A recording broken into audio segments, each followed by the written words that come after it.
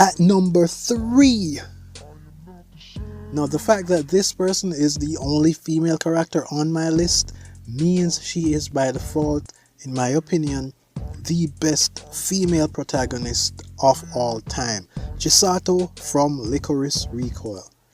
Absolutely stunning display of badassery, compassion, captivating personality, humor, tragic backstory. Chisato has it all. So we can skip the whole favorite thing about them part for this section because it's everything. I cannot remember a scene or act where she didn't do or say something that I personally did not like or value as much as her other traits. Keeping this short though, there you have Chisato. For this one, grab the reference sketch for the character and another one for the pose. This is something that is completely fine to do whether you are a newbie or a pro. There are times when clients or even you yourself would wonder how it would be if a character does a pose like another character. So do the rough sketch for the pose first.